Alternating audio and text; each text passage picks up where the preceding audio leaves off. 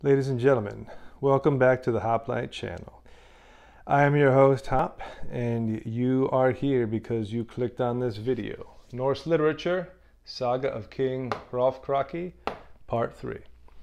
So yeah, we're picking up again with the readings of the Saga of Hrolf Kraki in Norse literature. For everybody who watched Part 1 and 2, thanks for tuning in for that. Thanks for coming back for Part 3. So yeah, we're going to cover Part 3 here. This one's going to be a little bit longer as well, so settle in for that. I will do a Part 4. I think it'd be too much of an episode right now to conclude it with just Part 3. So we'll move through Part 3 and then finish up with Part 4 for the Saga of Hrolf Kraki. But anyway, let's jump right into it and talk a little bit about this segment from where we left off. So if you remember from Part 2, we concluded with the birth of Badvar Bjarki and his brothers, and his parents being Bjorn and Bera. So we're going to continue on with the story of Badvar for this segment, and it will lead us off for the remainder of the episode. So here are the chapters that we're going to be covering in the next few minutes. Bodvar's vengeance, Bodvar's brothers, King Hrolf's champions, King Adil's deceitful welcome and attempt on King Hrolf, Queen Yrsa gives Hrolf his inheritance, and lastly, King Adils is conquered by gold, and King Hrolf angers Hrani. Okay, so yeah, I squiggled, underlined the good guys in green and the bad guys in red. So like you'll be able to figure that out as we read, but I just figured to give you a visual go-by. Speaking of which, I will provide the go-by as I always do. And yeah, this is the paperback Hrolf Kraki. And let's crack her open. But before we do, let's crack open a little mead, shall we? Yep, can't forget this tradition. We'll fill the Viking horn here.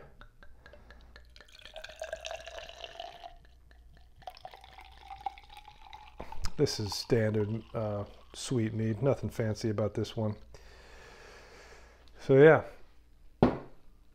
it's been a while since I had a draught of mead, so here we go. Let's go.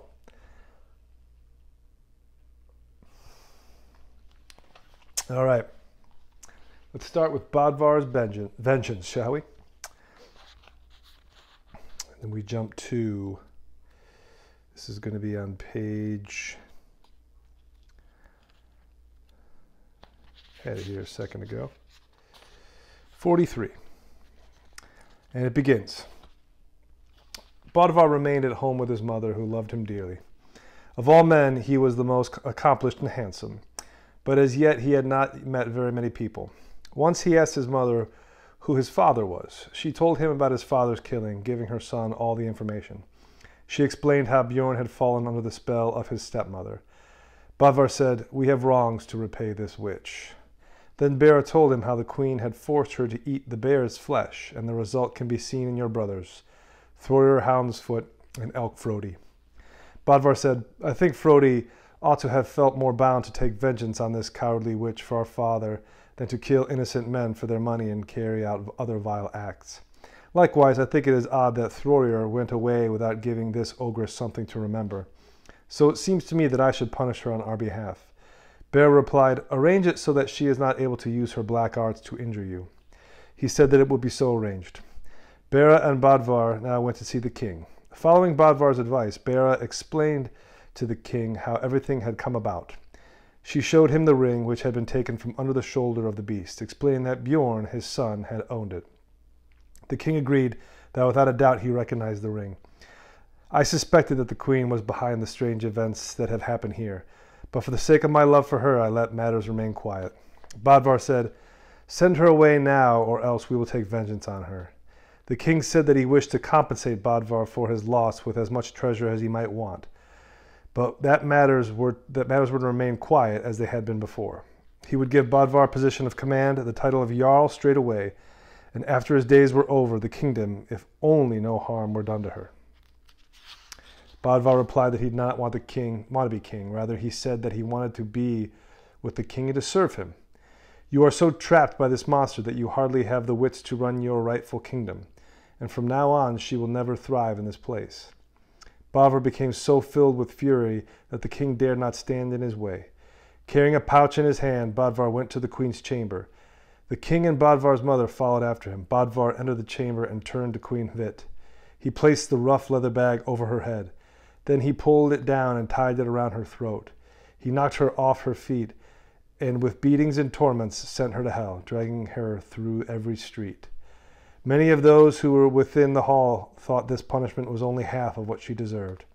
The king, however, took it very badly, but there was nothing he could do about it. In this way, Queen Hvit lost her miserable life. Bodvar was 18 years old when this happened. A little while later, King Hring took sick and died. Bodvar became the ruler of the kingdom, but he was content with his position for only a short while. Then he called an assembly of men of the land. At that meeting, he announced that he wanted to leave and that he was marrying his mother to the man named Vaslet, a jarl already in the land. Bodvar took part in the wedding feast before riding away. All right, so yeah, kind of a ignominious end to Queen Hvit there. So she was the one, obviously, in the reading we did for part 2, that had cast a spell on Bjorn, Bodvar's father, and it turned him into this cave bear. And the cave bear ended up killing all the livestock in King Hring's land, and the men had no choice but to kill the bear.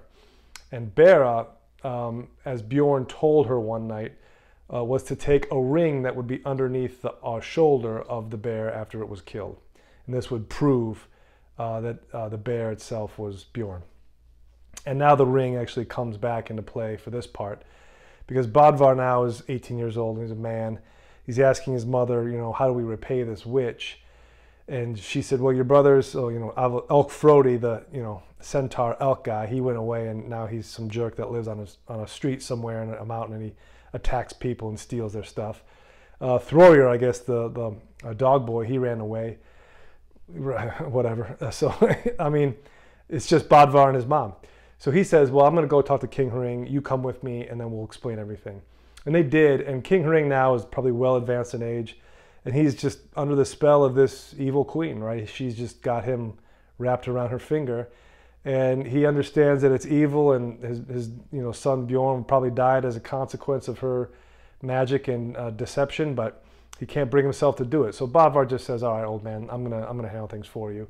And he just walks into the queen's chamber with a bag, throws the bag over her head, ties it around her head. I don't know if that's to keep her from casting a spell or something. And I think he just beats the crap out of her, drags her through the streets. And all the townspeople at this time, they seem kind of content with that being the end of her. So they weren't really too concerned about Queen Hvit. I think they kind of were through with her too. So I guess all is well that ends well. So Badvar is now grown up. He, inherits the kingdom from Hring, because I guess he's his grandson. And he decides to marry off his mother to some jarl, and then decides that after that's all over, he has to go find his fortune elsewhere. So we'll continue with Bodvar's brothers. This is on page 44. After the wedding, Badvar rode away alone. He took with him neither much gold or silver, nor other valuables. Yet he was well equipped with weapons and clothes, and was riding on his good horse. Following his mother's instructions, he first headed to the cave. The sword loosened as soon as he gripped the hilt. It was in this sword's nature that it could never be drawn without causing the death of a man, and that it should not be laid under a man's head or rested on its hilt. Only 3 times in its owner's life could the weapon be urged to action. Thereafter, it could never be drawn again by the same person, so difficult was its nature. All the brothers wanted to own so valuable a treasure. Badvar set out to find his brother Elk Frodi. He made a sheath for the sword from some birchwood. There was nothing noteworthy to tell about his journey until he arrived late in the day at a large hall. Here Elk Frodi ruled. Badvar led his horse into the stable, acting as though he had a right to everything that he wanted. Frodi came home in the evening, and he glared at the newcomer. Badvar did not react noticeably, but remained quiet. The horses, meanwhile, started to go at each other, each trying to drive the other from the stall. Frodi then said, "Truly, it is an aggressive man who dares to seat himself inside without my permission." Badvar pulled the hood over his face and gave no reply. Elk Frodi stood up. Then, drawing his short sword, he struck forward, bearing the weapon up to the hilt. He did the same thing again and again, but Badvar did not flinch. Raising his sword for the third time, Elk Frodi now turned aggressively on Badvar. It seemed to Elk Frodi that the newcomer did not know the meaning of fear, and he intended to master him. When Badvar understood Frodi's intentions, he decided to wait no longer. Springing to his feet, he dashed in under the other's arms. Elk Frodi had a powerful grip, and they found themselves locked in a hard struggle. Then Badvar's hood fell down. Frodi recognized his brother, saying, "Welcome, kinsman. We have wrestled far too long." "It has as yet done no damage," said Badvar. Elk Frodi replied, "It would, however, be safer for you, kinsman, to stop fighting with me. Should we start fighting in earnest, holding nothing back, you would realize the difference in strength between us." Frodi invited him in to remain there, offering him a half share of everything. But Badvar declined. He thought it wrong to kill people for their wealth, and so he prepared to leave. Frodi accompanied Badvar on his way. He told Badvar that he had given quarter to many men, especially those who were small and weak. Badvar, cheered up by his brother's remark, praised him, saying that in this he did well, and you should let most people go in peace, even if you find fault with them. Elk Frodi answered, "To me everything is ill-given, but for you the choice is clear. Go to King Hrolf. All the foremost champions want to be with him. His generosity, as well as his magnificence and courage, exceeds by far all other things." Then Frodi reached over and pushed Badvar, saying, "Kinsman, you are not as strong as you should be." Frodi drew blood from his own calf, telling Badvar to drink of it, and Badvar did so.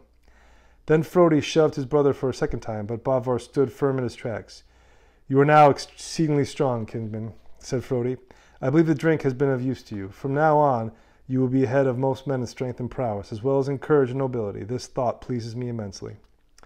Next, Frodi stamped on the stone that lay nearby. His legs sank into the rock up to the small nub on the back of the leg above the elk hoof. He said, "I will come to this hoofprint every day in order to see what is in it. It will be earth if you have died of sickness, water if you have drowned, but blood if you have been killed by weapons.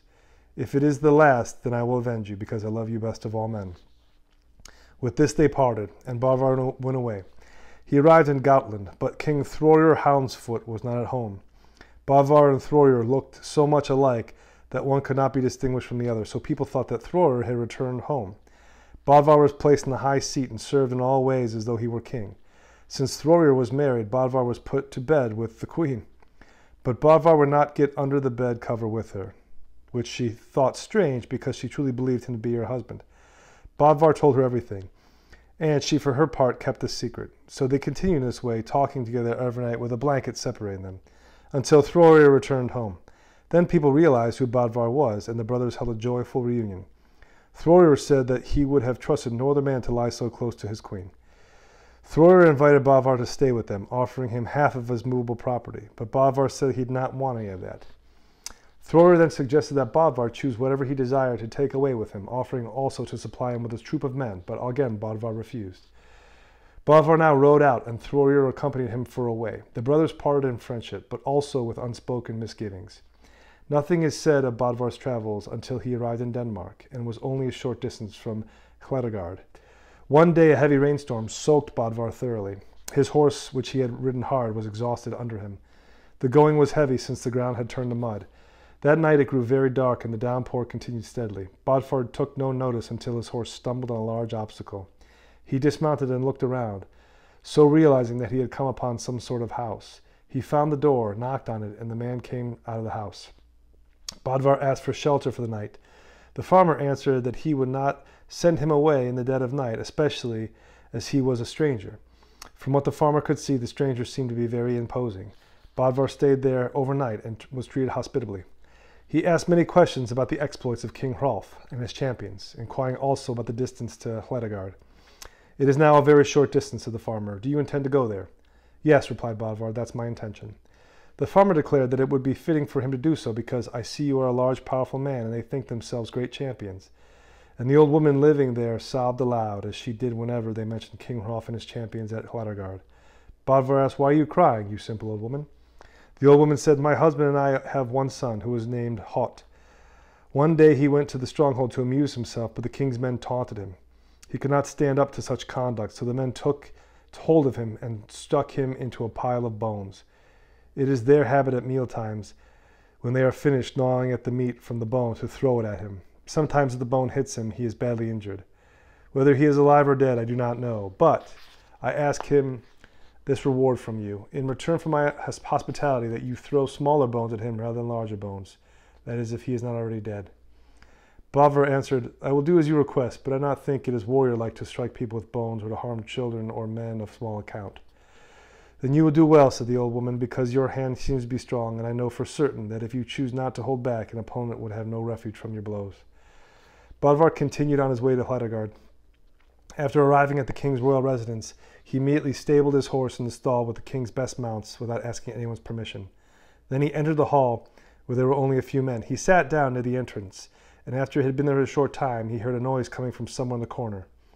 Bodvar looked in the direction and saw a man's hand emerging from a huge pile of bones laying there. The hand was very black. Bodvar walked over the corner and asked who was in the bone pile. He answered, though timidly, my name is Hot, kind sir. Why are you here, said Badvar, or what are you doing? Hot replied, I am making myself a shield wall, kind sir. You and your shield wall are pathetic, said Badvar. He grabbed hold of the man and yanked him out of the bone pile. Hot screamed loudly and then said, you are acting as though you want me dead, since I had prepared my defenses so well. Now you have broken my shield wall into pieces, even though I had built it so high around me that it protected me against all your blows. No blow has reached me now for some time, yet the wall was not as complete as I intended to be. Badvar said, you will no longer build your shield wall. Hot replied, are you going to kill me now then, kind sir? Badvar, telling Hot to be quiet, picked him up and carried him from the hall to a nearby lake. Few paid attention to this. Badvar washed Hot completely and then returned to the same place on the bench where he had sat previously. He led Hot there and sat him down beside himself. Hot was so scared that all his limbs and joints trembled, although he seemed to understand that this man wanted to help him. Later in the evening, the men crowded the hall. Hrolf's champions saw that Hot had been seated on one of the benches, and it seemed to them that the man who had undertaken to do that was indeed brave. Hot cast a fearful glance in the direction of his old acquaintances, for he had received only harm from them. Afraid for his life, he tried to get back to his bone pile, but Bodvar held on to Hot, and he was unable to get away. Hot thought that if he managed to get a heap of bones, he would not be exposed to the men's blows.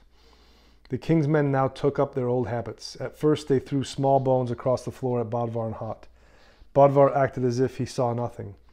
Hot was so frightened that he took neither food nor drink, expecting to be struck at any moment. Then Hot said to Bodvar, kind sir, here comes a large knuckle bone, which is intended to do us much harm. Bodvar told Hot to be quiet. He cupped his hand and caught the knuckle bone, which was attached to the leg bone. Bodvar threw the knuckle back, and it smashed with such force into the man who had thrown it that he was killed. The king's men were struck with fear. King Hrolf and his champions up in the fortress were now told that an imposing man had arrived in the hall and had killed one of the king's retainers. The other retainers wanted to have the man put to death. The king asked whether his followers had been killed without cause. Almost, they said. Then the truth full came out. King Hrolf said that by no means should this man be killed. It is a bad habit that you've adopted, throwing bones at innocent men. It brings dishonor to me and shame to you. I have repeatedly told you about this matter, but you have paid no attention. I suspect that this man whom you now have attacked is no weakling. Summon him to me so that I can find out who he is. Badvar went before the king and greeted him artfully. The king asked for his name. Your retainers call me Hot's protector, but my name is Badvar. The king said, what compensation are you prepared to offer me for my man? Badvar replied, he got what he deserved. The king said, do you want to be my man and occupy his place? Badvar answered, I will not refuse to become your man, but Hot and I will not, as matters stand, be separated. We will sit close together to you on the benches that man did, or else we'll both leave. The king said, I see no honor in him, but I will not begrudge him food. Bodvar now chose a seat that pleased him, not bothering to sit in the place the other man had occupied. At one point he pulled 3 men up out of their seats, and then he and Hot sat down in their places. They had now moved much further into the hall than earlier. Men thought Bodvar difficult to deal with, and there was strong resentment against him. As Yule time grew near, gloom settled over the men. Bodvar asked Hot what caused their dejection. Hot told him that a huge monstrous beast had come there the past 2 winters. The creature has wings on its back, and it usually flies. For 2 autumns now it has come here, causing much damage. No weapon can bite into it, and the king's champions, even the greatest among them, did not return home. Badvar said, the hall is not so well manned as I thought. if one animal alone could destroy the king's lands and his livestock. Hot said, "It is not an animal, rather it is the greatest of trolls." Then came Yule Eve, and the king said, "It is my wish that tonight men remain calm, making no noise, and I forbid any of my men to put themselves in danger with the beast. The livestock will be left to their fate, but I do not want to lose any of my men." Everyone faithfully promised the king to do as he asked. Badvar stole away in the night and took Hot with him. Hot went only after being forced to do so, declaring he was being steered straight toward death. Badvar said, "Things will turn out for the better." They now left the hall behind them, with Badvar carrying Hot because he was so frightened. They saw the creature, and immediately Hot started to scream as loudly as he could, crying that the beast would swallow him. Bodvar told the dog to be quiet and threw him down on the moor. There he lay, not a little scared, at the same time not daring to go home. Bodvar now went against the beast. He was hampered by his sword, which, as he tried to draw it, stuck fast in the scabbard. Determined, Bodvar urged the sword out until the scabbard squeaked. Then he grasped the scabbard, and the sword came forth. Immediately he thrust it up under the beast's shoulder, striking it so hard that the blade reached quickly to the heart. Then the beast fell dead to the ground. After this encounter, Bodvar went to the place where Hot was lying. He picked up Hot and carried him to where the beast lay dead. Hot was trembling violently. Bodvar said, "Now you will drink the beast's blood." For a while Hot was unwilling, although certainly he dared do nothing less. Bodvar made him drink 2 large mouthfuls as well as eat some of the beast's heart. After that, Bodvar seized Hot, and they fought each other for a long time. Bodvar said, "You have now become remarkably strong, and I expect that from this day forward you will have no fear of King Hrolf's retainers." Hot replied, "From now on I will fear neither them nor you." "Then, Hot, my friend," said Bodvar, "things have turned out well. Let us now go back to the beast, raising him up in such a way that the men will think the creature must be alive." They did just that, and afterward went home. They kept these events to themselves, so no one knew what they had done. In the morning the king asked what was to be known about the beast, whether it had visited them in the night. He was told that all the livestock were safe in the pens, unharmed. The king ordered men to inquire if there were any indications that the beast had visited them. The guards went out but quickly returned. They told the king that the beast was coming toward them, furiously advancing on the stronghold. The king ordered his retainers to be valiant. Each was to do his best according to his courage, so that they might overcome this monster. Obeying the king's command, the men prepared themselves. The king looked toward the beast, saying finally, "I see no movement in it, but which of you will now seize the opportunity to go against it?" Badvar said that he would like to satisfy the curiosity of the bravest man. "Hot, my friend, throw off the slander that men have laid on you, claiming that you have neither spirit nor courage. Go and kill the beast. You can see that no one else is eager to do so." "Right," said Hot, "I will set myself to that task." The king said, "I do not know where your courage has come from, Hot, but much has changed about you in a short time." Hot said, "For this task, give me the sword Golden Hilt, the one that you are holding. For then I will either kill the beast or find my own death." Hrolf said, "That sword is not to be carried except by a man who is of both strong body and noble spirit." Hot replied, "Assume, sire, that I am made from such a mold." The king retorted, "How can one tell? Perhaps more has changed about you than is evident. Few would think that you are the same person. Take the sword, for it will serve you well if my instincts about you turn to be correct." Then Hot went boldly against the beast, thrusting it as soon as it was in striking distance. The beast fell down dead. Bodvar said, "See, sire, what he has now accomplished?" The king answered, "Certainly he has changed greatly, but Hot alone did not kill the beast. Rather, you did it." Bodvar said, "That may be."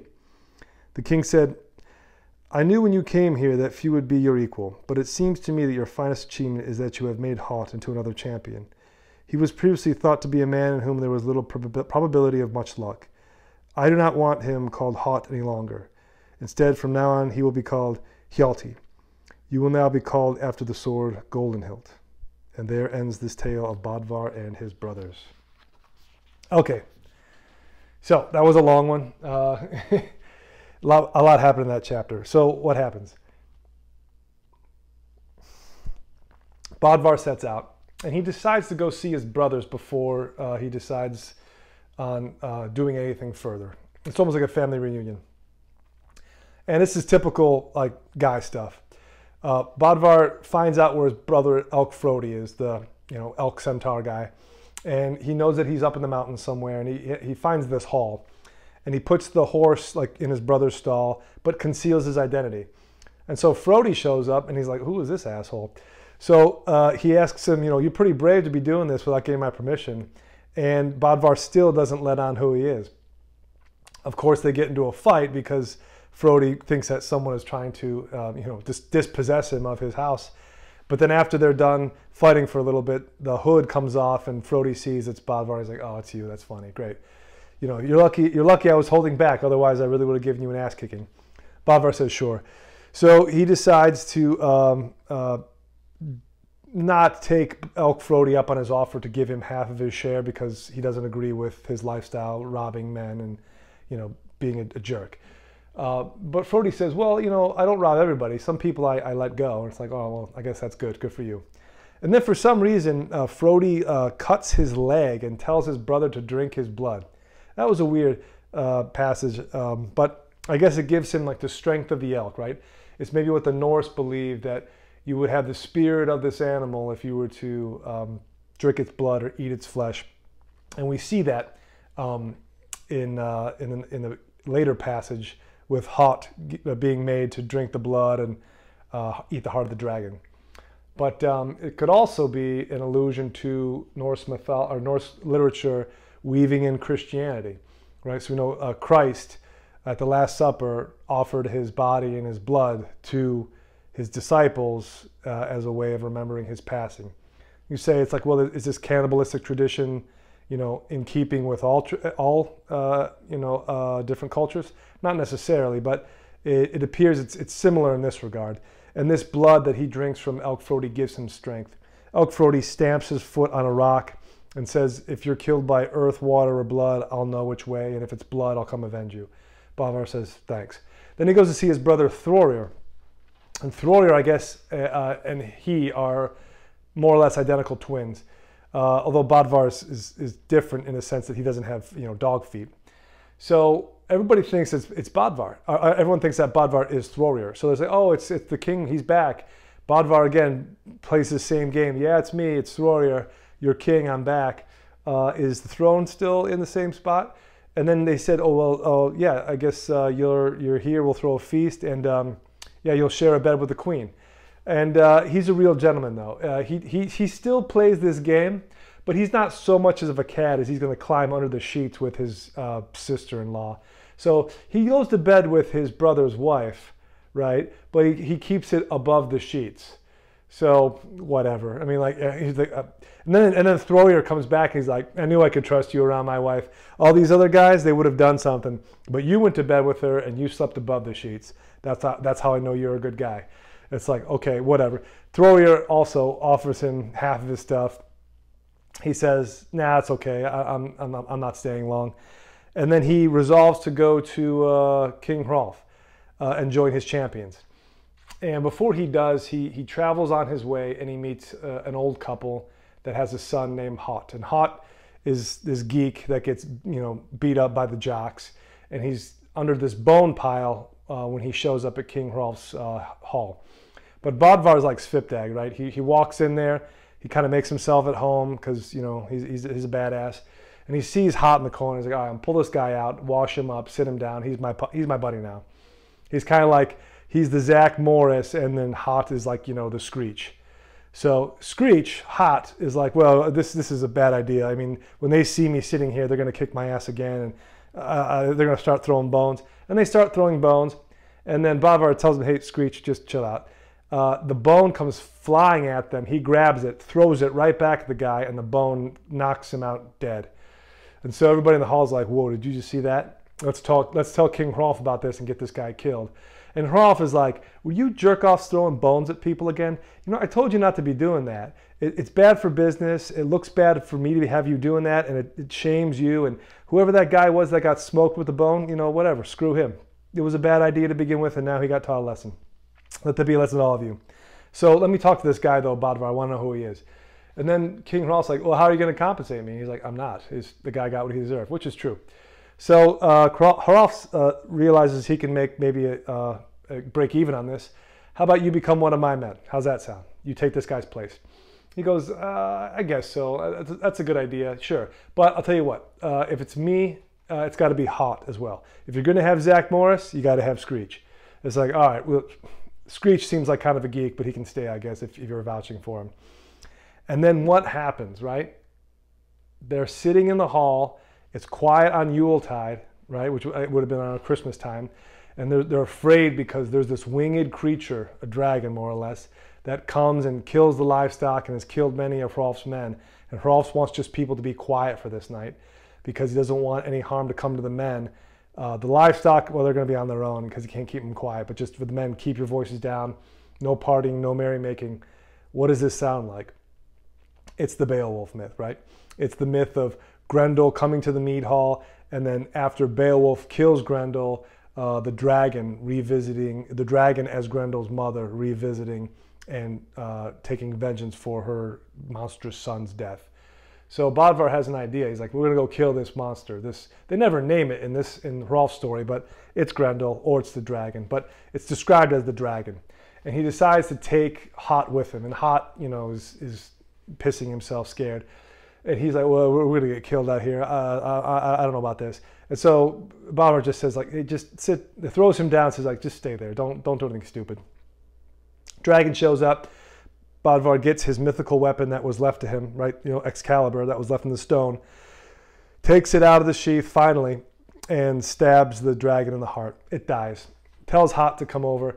Hey, drink this thing's blood and eat its heart. Again, the cannibalism stuff. Hot says, I don't think so. And he forces him to do it. After he's done, presto, Hot is a real man now. He doesn't fear Bodvar, doesn't fear the other guys.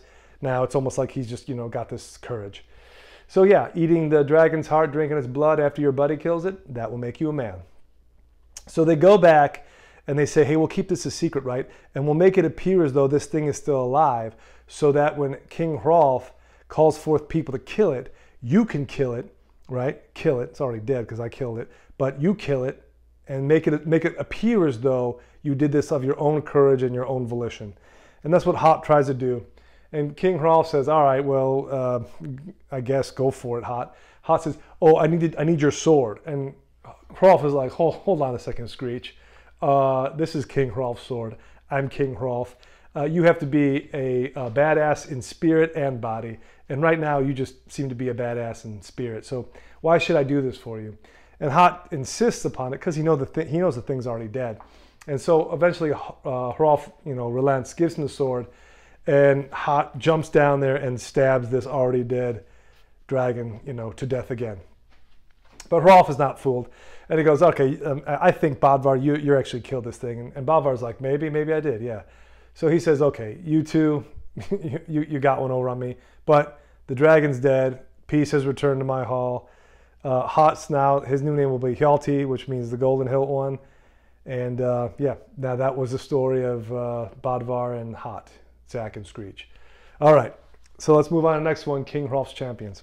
This is on page 53.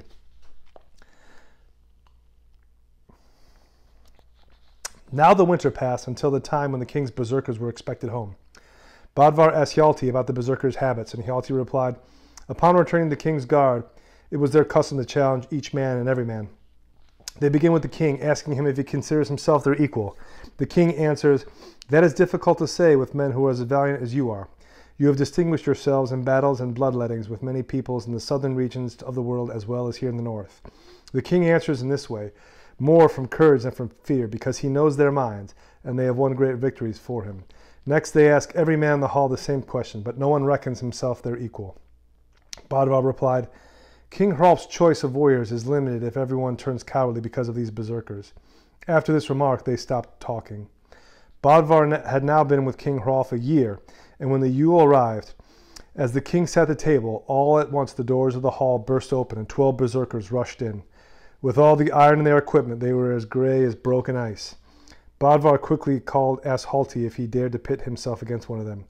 Yes, asked Hjalti, not against one, but rather against all. I now have no fear when I face overwhelming odds, and one of them alone does not seem to me trembling. The berserkers advanced in the hall, saw the number of the King's Hrolf's champions, and had increased since their departure. They studied the newcomers carefully, noting that one especially was no weakling. It is said that they were a little taken aback when they found in front of them the berserkers went as with their custom before King Hrolf. They questioned him as usual with the same words. The king answered them as usual in words that seemed to be best, offering his usual reply. Then they went up to each man in the hall, coming at last to the two companions. The leader of the berserkers asked Bodvar whether he considered himself an equal. Bodvar answered that he did not regard himself as equal, but rather abler. He added that this difference would be found in whatever way they might test themselves, and that the berserker, a stinking son of a mare, ought not to come sliding up to him like a common sow. Badvar lunged at the berserker, seizing him and then heaving him up in the air in his full armor. He then threw the berserker to the ground with such force the man lay there as if his bones had been broken. Elsewhere in the hall, Helti played much the same game. Now there was a great disturbance in the hall, and the king, sensing the danger of the situation, realizing that his men might start to fight among themselves. Quickly leaving his seat, he approached Badvar, asking him to help calm the men and return the hall to good order. But Badvar said the berserkers would lose his life unless he declared himself the lesser man. King Hrolf said that could easily be accomplished, and Badvar let the man stand up. Helti did the same, in accordance with the king's command. The men now returned to their seats. The berserkers, too, took their places, although they had much on their minds. King Hrolf began a persuasive speech. He explained to them that they could now see that nothing existed so famous, so strong, or so big that an equal could not be found. I forbid you to awaken any animosity in my hall. If you defy me in this matter, you will pay with your lives. Be as savage as you like when I have dealings with my enemies, and thus win honor and renown. Now, however, I have so choice a selection of champions that I do not need to depend upon you berserkers. The king's speech was well received, and the men were fully reconciled with one another. The hall was now arranged in the following manner. Bodvar, who had become the most esteemed and the highest valued, sat at the king's right. Then came Helti the Magnanimous. It was the king himself who gave him that name. Helti was called the Magnanimous for this reason. He spent every day with the king's retainers, the same ones who had treated him so badly, as had been told earlier, yet Helti did them no injury, although he had now become a man far greater than they. The king would have thought it excusable had Helti given them some reminder, even killing some or another of them. On the king's left hand sat the three brothers, Svipdag, Hvitserk, and Begad. So important had they become. Next came the 12 berserkers. All the other heroes were then seated on both sides in the length of the stronghold, but they are not named here. The king arranged them, and that his men take part in sport and refinements, as well as amusements and pleasures of every kind. In whatever contests were tried, Badvar proved the foremost of all the king's champions. He came to be held in so much esteem by King Hrolf that the king gave to him in marriage Drifa, his only daughter. And so time passed for a while. They sat at home in the kingdom and were the most famous of men. All right. So what happens here? Well, same thing that happens to Badvar is what happened to Svipdag. When Svipdag came into the hall, he was essentially given a space to sit, but just like what happens to Badvar here, the berserkers come to the hall, and it's their custom. Every year they come back. They challenge all the men in the hall saying, you are equal. And the men have to come up with some sort of answer. And this is the first time you hear Hrolf's answer, which is more or less kind of passive, saying, well, you guys are so great, I don't know who could be your equal, but thanks for being here. Anyway, Bodvar already has his answer in mind. And Svipdag, his answer to the berserkers when he came into the hall was that I'm equal to any one of you. Bodvar's answer is I'm better than any one of you. So he one-ups them. And then a fight ensues. And even Helti, formerly Hot, he gets in on the action because now he's a badass like Badvar, although not quite as bad. So they get into a fight. Again, Hrolf sees that he's got a mess on his hands because you got a bunch of giant dudes drunk on beer with weapons in the room. He's like, okay, everybody calm down. Badvar, help me calm this thing down. And Badvar's like, well, I don't know, if I calm this down, like these guys are going to try to kill me later, so I better take advantage of the time I have now. Hrolf says, no, here's the deal. I'm forbidding all of this nonsense in my hall. Anybody comes in here and challenges somebody, they're outcast. You'll pay with your life if you cause this ruckus in my hall again. You're all equals. So finally, after all this, we establish Hrolf's champions, right? We have Badvar and Helti. We have Svipdag, Bedag, and Hvitserk, the brothers, and we have the berserkers. So these are the champions of King Hrolf. Hrolf being the Hrothgar, right, the King Arthur. Badvar being Beowulf.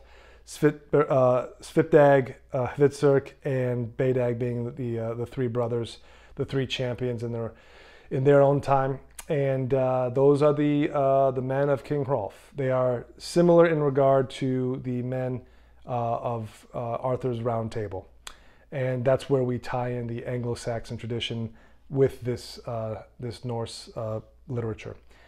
Also, it's to be expressed that King Hrolf has this, this even-mindedness about him to allow men to prove themselves, but not go so far as to injure or kill one another when it's senseless.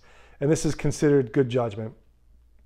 Svipdag appears to lack this judgment. I mean, he's a champion as well, but he was just killing berserkers left and right, especially in King Adil's court.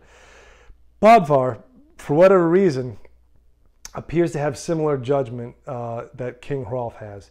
He admonishes his brother, Elkfrodi, that it's unjust to live a life where you pick on innocent men, especially those who are of small account. So Bodvar not only is the greatest in strength and valor, but he also resembles Hrolf in his judgment. Okay, let's move to King Adil's deceitful welcome and attempt on King Hrolf. And this is on page 58. And it begins, King Hrolf and his champions rode up to King Adil's hall. All the townsfolk crowded into the highest towers of the stronghold to see the splendor of King Hrolf and his champions. They were equipped so handsomely. Many of the townsfolk admired such chivalrous knights. At first the men rode slowly and grandly, but when they were a short distance from the hall, they let the horses feel the spurs. They raced onward to the hall, and on their path both man and beast leapt out of the way. King Adils and his men received the arrivals with graciousness, and ordered that their horses be attended to. Badvar said, "Pay attention, boys. Do not tangle their forelock or tail. Tend them well, watching carefully. Do not soil themselves." King Adils was told immediately of the care they showed concerning the stabling of their horses. He said, "Their insolence and arrogance are vast. Follow my counsel and do as I order. Cut off the tails of the horses up to the rump. Cut the forelock in such a way that the skin on the forehead peels off. Treat them in all ways and with such ridicule as you can. Just leave them barely alive." Then the newcomers were led to the doors of the hall, but King Adils was nowhere in sight. "I am," said Svipdag, "familiar with this place from before. I will go in first because I am suspicious about what the manner of our reception will be and what is in store for us. We must give no indication as to which of us is King Hrolf, making King Adils unable to recognize him in our company." Then Svipdag placed himself in front of the group, followed by his brothers Svitserk and Bedag. Next came King Hrolf and Badvar, and then all the champions one after the other. There was no one to take their measure, because King Adil's men, who had escorted them to the hall, had disappeared. Hrolf's company had their hawks on their shoulders, which at the time was considered a display of gallantry. King Hrolf's hawk was named Hebruk. Svipdag led the way. He carefully examined everything, noting the many changes that had been made. Hrolf's company made its way past so many obstacles set in the way that it was not easy to record them all. The further the men went in the hall, the more difficult the going became. This continued all the way until they saw where King Adils, bloated with pride, sat on his high seat. When the one side saw the other, each realized that an important moment had come. Hrolf's company understood that it still would be difficult to reach King Adils, even though they had come so close that they were within speaking distance. Then King Adils began to speak. "So, Svipdag, my friend, you have now come. What might be the errand of the champion here? Or are these matters not as they appear to be? A dent is in the back of his skull. The eye is out of the head. A scar is in the forehead. 2 blows on the hand. Also his brother Begad is all crippled." Svipdag now spoke in so loud a voice that all could hear. "I ask that this time you receive from us, King Adils, safe conduct for these 12 men who have come here. I make this request in accordance with the agreement I made earlier with you." King Adils replied, "I will agree to this. With a secure feeling, go now quickly and bravely into the hall." Within the hall, they expected to find pits dug as traps, but it proved difficult to ascertain what had been prepared to thwart them. It was so dim around King Adils that they could scarcely see his face. They could see the ornamental wall hangings, which ringed the hall, had been broken from their mountings and moved forward, seeming to provide cover for armed men lying in wait. The assumption turned out to be correct, because a man in a mail coat pushed forward from under each of the fold as King Hrolf and his champions made their way past the pits. King Hrolf and his champions found themselves engaged in a hard fight, and they cleaved their opponents as far down as their teeth. King Adil's men were piled in heaps, and still they were unable to determine which was King Hrolf. In his high seat, King Adils swelled with rage when he saw Hrolf's champions cutting down his troops like dogs. Realizing that the game could not be gone this way, he stood up. "What is the meaning of this fighting? You are acting like scoundrels, attacking men of distinction who have visited us. Stop immediately and seat yourselves. Kinsman Hrolf, let us all set about greeting one another with good cheer." Svipdag said, "You show little regard for the truce, King Adils, and you will find no renown in such conduct." After that they sat down. Svipdag sat closest to the wall, next to Helti the Magnanimous, followed by Badvar, who sat beside the king. They still wanted King Hrolf to remain unrecognized. King Adils said, "I see that you do not travel in a foreign land in a dignified manner. Or why, Kinsman Hrolf, do you not travel with a larger following?"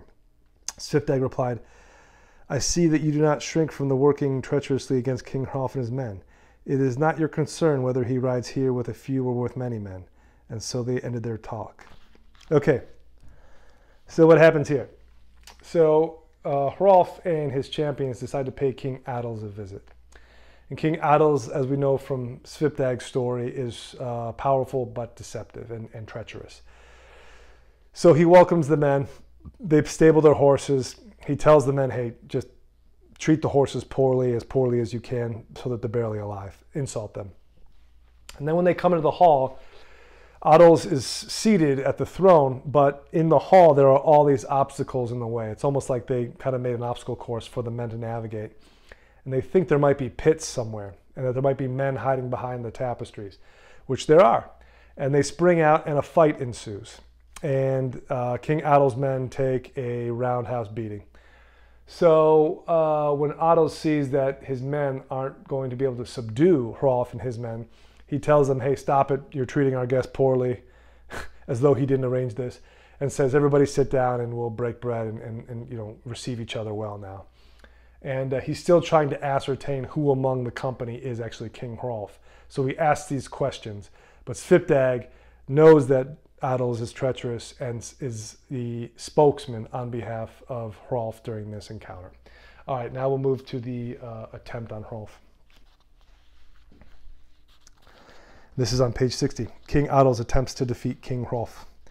King Adils ordered the hall cleaned, and the dead were carried out. Many of his men had been killed, and a large number were wounded. King Adils said, "Let us make fires the length of the hall for our friends and show genuine hospitality to these worldly guests so that everyone will be pleased." Men were then set to light the fire. Meanwhile, King Hrolf and his men sat with their weapons, never letting them out of their reach. The flames increased quickly, as neither pitch nor dry wood was spared. King Adils and his retainers arranged themselves on one side of the fire, and King Hrolf and his champions on the other side. Each group sat on a long bench, and they spoke graciously across to each other.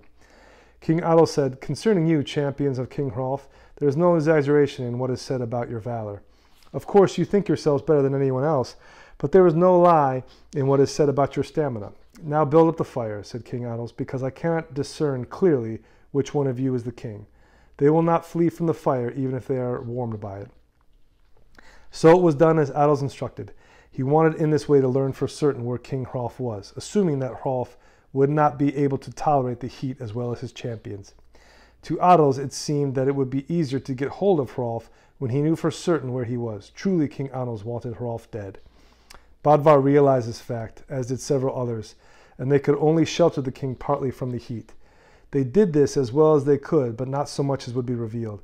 As the fire burned at its fiercest, King Hrolf concentrated on reminding himself that he had sworn to flee neither fire nor iron. He realized that King Adils intended to make this situation a trial. He and his champions would either burn there or fail to fulfill their solemn vow. Now they saw that King Adils had moved his throne all the way back to the outer wall of the hall, as his men did so. More fuel was constantly being piled on the fire. King Hrolf and his men saw the fire would reach them unless something was done. Their clothes had already been scorched when they threw their shields into the fire. Together Bodvar and Svipdag said, "Let's feed the fires in Adils' stronghold." Next, each of them seized one of the men who were feeding the flames. Bodvar and Svipdag each pitched his man in the fire and said, "Enjoy the fire's warmth in return for your pains and labor, because we are completely baked. Now it is your turn to bake because of your diligence in building a fire for us." Helti at his hand seized a third man and threw him into the flames. They did the same as all men who kept working the fires. Nobody was spared, and they all burned to ashes because no one dared approach the fire. Then Hrolf said, "He flees no fire who jumps over it." Next, Hrolf and his champions, intending to seize Adils, jumped over the fire. When King Adils saw what they were doing, he saved himself by running to the tree that stood in the hall. The tree was hollow, and so he used magic and sorcery to escape from the hall. Next, Adils entered Queen Yrsa's room, intending to speak with her. She received him coldly and said many harsh things to him. You first had my husband, King Helgi, killed, and you behaved deceitfully toward him, keeping his property from its rightful owner. And now you wish to kill my son. You are the cruelest and most terrible of men. I will make every effort to see King Hrolf gets the property that you suffer a fitting disgrace. King Adils answered, Matters are such that neither of us here will trust the other. From now on, I will not come into your sight. With this, their talk ended. Queen Yrsa went to meet King Hrolf and greeted him heartily. He welcomed her greeting. She arranged for a man to serve Hrolf and provided gracious hospitality to the company. When the serving man came before Hrolf, he said, This man's face is thin and angular, like a ladder carved from a pole. And this man is your king? King Hrolf said, You have given me the name Kraki, and it will stick to me. But what gift will you give me to confirm the name fastening? The man who was named Vog answered, I have nothing to give because I am a man without property. Hrolf said, He who has must give. He pulled a gold ring off his own arm and gave it to the man. Vog said, Of all the men who give, you are the most fortunate, and this is the best of treasures. But the king found that Vog attached too much value to the gift and said, Vog rejoices in little. Vog, putting one foot up on the bench, said, I swear this oath. I will avenge you if I live longer and if you are killed by men.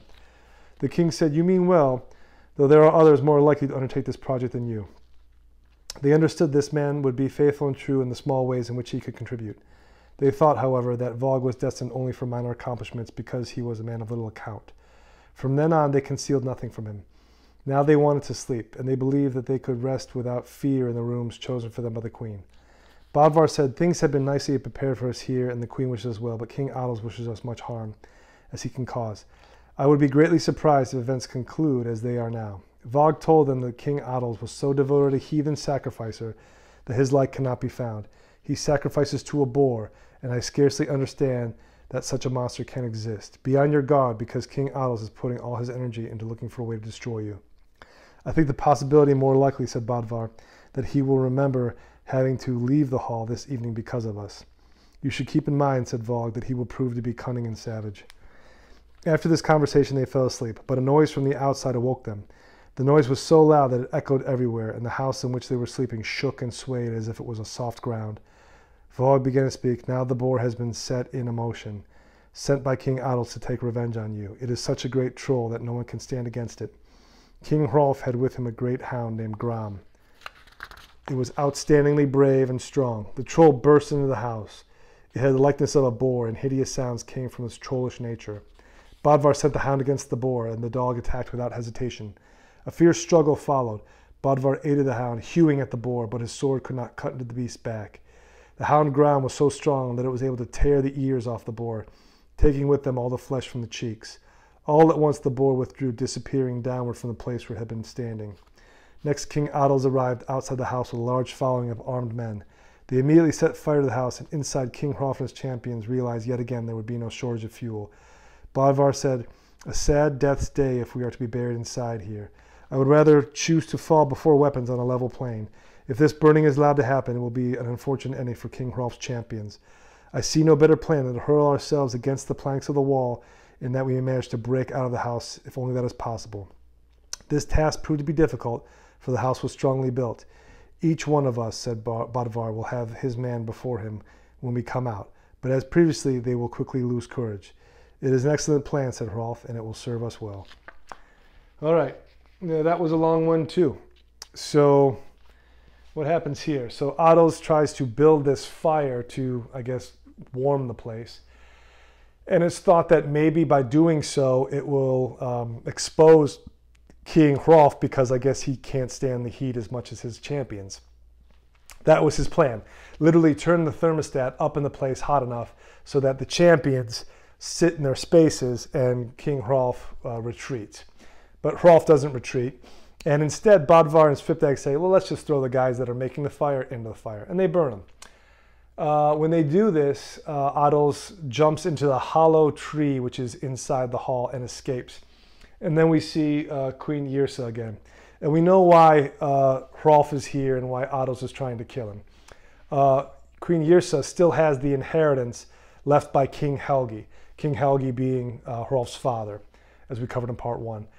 Hrolf is coming for his inheritance, as Queen Yrsa said she would have for him, if he was able to get around King Adils, because Adils is not going to give up the wealth easily. And this is what's going on. So Yrsa tells Adils that he's a wretched man for doing this to her husband, her father, and to Hrolf, and they part ways. Somehow Adils gets outside, summons this boar, and the boar, again, this is an allusion to the Beowulf legend. And the boar is, in a sense, a troll conjured up by Adils as a sorcerer or called forth, and a hound that Hrolf brought named Gram, which ironically we find out later is actually the name of the sword that Sigurd carries, Siegfried. Siegfried's famous sword is Gram, just like Arthur's sword is Excalibur. But here, Hrolf has a dog named Gram and sets it loose on this boar, and it rips the boar's face off and ears off. And Badvar, like Beowulf, tries to kill this Grendel beast, this boar, but can't do it. But the dog, I guess, is enough to scare it away. And Adils is outside with a group of armed men, and they're trying to burn the house down. So Bodvar's best, I guess, plan is let's just push the walls down and burst out of the house, and we'll have to fight our way out. And Hrolf says, yeah, that's a great idea. All right, so let's hear what happened next. And this is Queen Yrsa gives Hrolf his inheritance. It's on page 64. Hrolf and his champions put the plan to work, throwing themselves against the wall boards with such force and determination that the wall broke apart and the men escaped. The area outside the hall within the fortress was packed with men of coats of mail, and a brutal battle began. King Hrolf and his champions pushed fiercely forward, thinning the ranks of Adils' men. Faced with the great strength of the champions' blows, none of King Adils' men proved to be an opponent so proud or so stubborn he did not crumble. In the midst of the hard fighting, King Hrolf's hawk came flying out of the fortress. It settled on the king's shoulder, and from there, filled with pride, it acted as though assisting in a glorious victory. Badvar said, "The hawk is behaving as if it has performed a great feat." Adils' men, whose task it was to watch over the hawks, raced up to the loft where they were kept. He thought it strange that King Hrolf's hawk had managed to get free, but then he found all of King Adils' hawks had been killed. The battle ended with Hrolf and his men killing many of the enemy. Nothing could stand against them. King Adils had disappeared, and no one had any idea what had become of him. Those of King Adils' men who were still standing asked for mercy, and it was granted. Afterward, Hrolf's company went to King Adils' hall. Entering boldly, Badvar asked King Hrolf on which bench he wanted to sit. King Hrolf answered, "We will seat ourselves on the king's dais itself, and I will sit in the high seat." King Adils did not return to the hall. He felt he had suffered grievously, having achieved little despite all his schemes. Hrolf and his men sat for a while in peace and quiet. Then Helti the Magnanimous said, "Would it not be wise for someone to go to the stables and check on our horses to see if they require attention?" A man was set off, but soon returned, reporting the horses had been shamefully abused. As recounted earlier, they had been maimed. King Hrolf showed little response, beyond saying that in dealings with King Adils, everything went one way. Now Queen Yrsa came into the hall and went before King Hrolf, greeting him in a refined and elegant manner. He received her greeting well. She said, "You have not been welcomed, kinsman, as you should have been, or as I wanted you to be, nor ought you, my son, to remain here any longer in so inhospitable a place, because right now large numbers of troops are assembling throughout the land of the Swedes. King Adils intends to kill all of you. He has wanted to do so for a long time, had he only been able, but at this very moment your good luck has more power than sorcery. Here is a silver horn which I give to you. In it all are kept King Adils' best rings, including the one called Siagris, the one he values most." So too she gave him a huge store of gold and silver. The treasure was so large that one person could hardly conceive its value. Vog was present for this faithful service, received a reward in gold from King Hrolf. The queen had 12 horses brought forward. All were reddish in color except one, which was white as snow, and was for Hrolf to ride. These horses were the ones that had proven themselves to be the best of King Adils' mounts. All were equipped themselves to be the best of the mounts, and it was full of armor. The queen also supplied Hrolf and his men with shields, helmets, war equipment, and the best clothes that could be found, because the fire had ruined their weapons and their clothes. With generosity she gave them everything they needed. King Hrolf said, "Have you given me all the property which is mine by rights and which my father owned?" She replied, "In many ways It is more than I was entitled to give you, but you and your men have won much fame. Prepare yourselves now as best you can that you are not vulnerable, because you will be tested again." After that they mounted their horses. King Hrolf spoke affectionately to his mother, and they parted with tenderness. Okay, so the good guys won, right? Hrolf and his men bust out of the fortress, the hall that is King Adils. They get into another fight outside, and they're just stacking these guys up like cordwood. They're kicking their asses. And eventually Adils has to retreat, and the men who they didn't kill have to surrender. They go back inside the hall, which who knows why they would, because it was just on fire. But anyway, they decide to go back in and sit down. Hrolf sits at Adils' throne. The men sit around the table. And they tell the man to go check on the horses. And of course, the horses were maimed and abused, because that's Adils' way. He's a jerk. And Vog, the guy that gave Hrolf Kraki his name, the Slender Pole, he's rewarded for his role in this. Queen Yrsa finally gives Hrolf his inheritance. She takes Adils' silver horn and his most prized rings, and gives him a giant treasure chest filled with gold and silver, a vast wealth. And that was how they parted. And she tells them to part because Adils is now going to try to raise an army in the entire country of Sweden to bring against Hrolf, who we know is in Denmark. Now, why he wouldn't bring his mother Yrsa along with him because of this fact is anyone's guess, but that's what happens. Hrolf and his champions are victorious. He gets his inheritance back. Adils has to flee in shame, and now they part ways. And then we'll read, lastly, King Adils is conquered by gold, and King Hrolf angers Hrani. And this is on page 66. King Hrolf and his champions rode down from Uppsala, passing through the region called the Fyrus Plains. The king saw a gold ring glowing on the road in front of him. It rattled with a loud sound as they rode over it. "It bellows so loudly," said King Hrolf, "because it dislikes being alone." He slid off one of his own gold rings and tossed it to one on the road, saying, "It shall not happen that I stoop for gold, even if it is lying on the road. Let none of my men be so rash as to pick it up, for it has been cast here in order to delay our journey." They promised him that they would not touch the ring. Then from all directions they heard the sound of war trumpets and saw a huge force coming after them. The pursuing army was rushing forward furiously, each man forcing his horse to the fullest. King Hrolf and his champions, however, continued riding at the same pace. Badvar said, "These men pursue us hard. I for one certainly want some of them to reach their goal, and they themselves are surely eager to find us." The king said, "Take little notice, they will delay themselves." Then Hrolf reached out to Begad, who rode next to him, holding in his hand the horn with the gold. The king took the horn from Begad and threw the gold all over the road. He rode the length of the fierce plains, sowing gold so that in the end the pass gleamed like gold. When the pursuers saw the gold glistening on the road, most of them jumped off their horses. A contest started, and the best of the game was the one quickest to pick up the gold. They grabbed and brawled, and in the end the strongest won. The pursuit was slowed, and when King Adils realized the change in pace, he came close to losing his reason. He rebuked his men with hard words, telling them that they picked up the lesser items while letting the more valuable prize slip away. "The foul shame will be heard in every land that we were unable to stop 12 men from escaping, despite a force as large as the one I have pulled together from all districts in the Swedish kingdom." Enraged, King Adils raced ahead of everyone, with a large crowd of his men following. When Hrolf saw Adils galloping up to him, he took the ring Sviagris and threw it down to the ground. When he saw the ring, King Adils said, "The one who gave King Hrolf this treasure has been more faithful to him than to me. Nonetheless, it is I who will now enjoy it, and not King Hrolf."